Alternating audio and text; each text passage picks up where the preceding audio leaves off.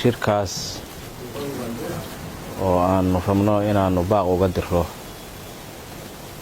colaadda ka taagan saaxmiga iyo sangajabiye inta u dhaxaysa waxaan ugu baaqaynaa dadkaas ehelka ah oo deriska ah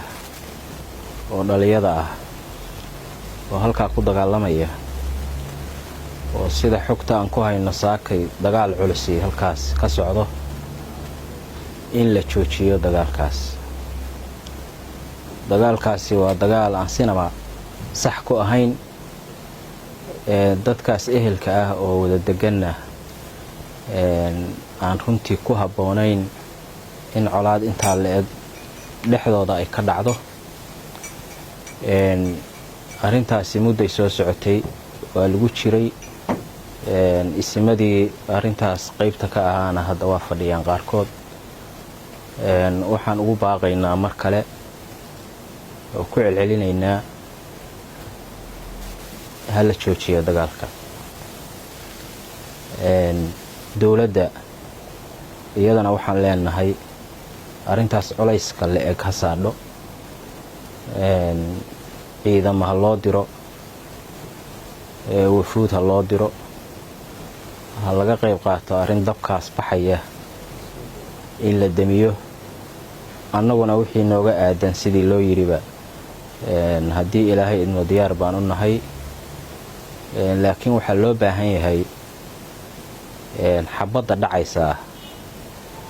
in la joojiyo oo labada dhinac waxgaradkooda isimadooda culimadooda inay u horbaxaan hawsha oo joojiyaan dagaalka kabacdina la isugu tago sidii loo xallin lahaa wixii ay khilaafka colaadaasi ay sababtayna wax laysaga odhan lahaa haddii ilaahay idmo oo loo dhammayn lahaa intaasaanu xoojinaynaa haddii ilaahay idmo maanta oo bishu tahay maalintii labaad bishii koowaad sanadka 2020 waxaan halkan ka diraynaa baaq xabad joojin baaqaasoo u dirayno dadka walaalaha ah maxaa la yidhaahdaa ee ku dagaalamaya dagaalka aan ka naxnay oo aan loo baahnayn aagga saxmeegaag iyo sangajabiye aaggaas halkaas oo dhibaato weyn ka dhacday horeyna uga dhacday haddana dhibaatada sii socoto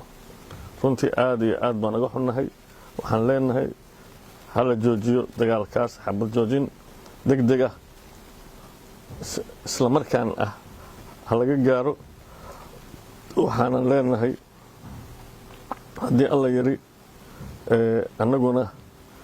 degdegna cidna u soo diraynaa dadkeenna maxaa la yidhahdaa isimadii hore halka u joogay oo hawsha hayay iyo isimada nagu soo yimi ee ka yimi gobollada mudug iyo maxaa la yidhaahdaa sanaag markii dagaalkii halka ka dhacay oo og tihiin dhibaatada u geystay iyo magaaladii madaxda maxaa la yidhaha xagga dhinaca dhaqaalaha ahaa oo dadkii ku wada noolaayeen inuu dadka ka barakiciyey arrintaas ayaa ku jirnay oo runtii maaragtay markii hore tan imaan lahayn waa u soo soconnay marka waxaan leenahay dagaalka joojiya xabad joojid degdega oo rasmiya hala sameeyo hana la ka warsugo dowladdana waxaan leenahay waxaa loo baahan yahay ciidan baa markii hore la yidhi waa ku dhex jiray waa ka baxay maaqaan sababta uga baxay ciidan weyn hala dhex dhigo ciidan weyn waa magaalada garow dhexdeeda waqtigeedaba weeyahay ciidan weyn hala dhex dhigo oo nabadeyn ah wixii ka bacdiyana wixii oo go'aamana markaas waxa gaaraya haddii alla yiri isimada sida awalba u gaari jireen oo maxaa la yidhahda kan iyo kuwa kale ka daran bay u gaari jireen bay u gaarayaan intaasaan leeyahay ilaahay waxaan ka baryeennaa inuu naga aqbalo baaqaan xabad joojinta inuu intii dhimatayna u naxariisto inta dhimateen inta noolna uu u boogadhayo ayaa ilaah ka baryaynaa annagana inuu nooga daba naxariisto wabilaahi towfiiq. bismillahi raxmaan raxiim.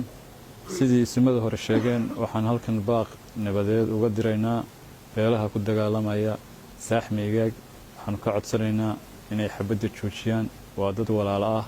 waxaanu baaq ugu diraynaa inay xabadda joojiyaan, arrintana nabadgelyo lagu soo dabaalo, ilaahayna ha u naxariisto wixii dhintay, wixii dhaawacana ilaahay ha boogadhayo. inta noola waxaan u rajaynaynaa nabad iyo wada noolaansho inay ku wada noolaadaan. baaq ballaaran baan usoo jeedinaa oo xabad joojina dadka walaalaha oo dhibaatadu dhex martay. waxaan ka codsanaynaa inay nabadgeliyo arrintaa ku soo dabaalaan, lana isugu yimaado, hareerahana laiska taago. wixii waxgaradana sida odayaashii hore isimadii hore sheegeen waa loo isugu imanayaa. marka walaalayaal waxaan idinka codsanaynaa in xabadda la joojiyo, dowladduna inay ka qayb qaadato sidii markii horeba uga qayb qaadato si xooggan inay uga qayb qaadato ciidamo loo dhex dhigo nabadeed labada beelood walaalaha si la isugu soo gaaro arrinkaa isaga ah. iyagana codsiga iyo baaqaasaan u diraynaa inay xabad joojin sameeyaan. wasalaamu calaykum waraxmatullaahi wabarakaatu. siday u sheegeen isimadu, waxaanu maanta isugu nimi kulan aanu rabno inaanu kala hadalno dadka dhibaatadu ku dhex marayso deegaanka saaxmaygaag iyo sangajabiye. waxaan u soo jeedinaynaa dadka walaalaha ah oo dhibaatadaasi baaxadda weyn ay ku dhex marayso deegaanka inay si shuruud la-aana u joojiyaan dhibaatada iyo dagaalka meeshaa ka jira. waxaan leenahay caqligu ha shaqeeyo. waxaan leenahay waa inaynu garannaa wakhtiga aynu ku jirno abaarta iyo dhibta jidha. waxaan ilaahay idinka baryaynaa inaad boggiinna burcad isu mariyo. dhibtaa iyo fitantaa jidhana ilaahay waxaan ka baryaynaa inuu naga damiyo.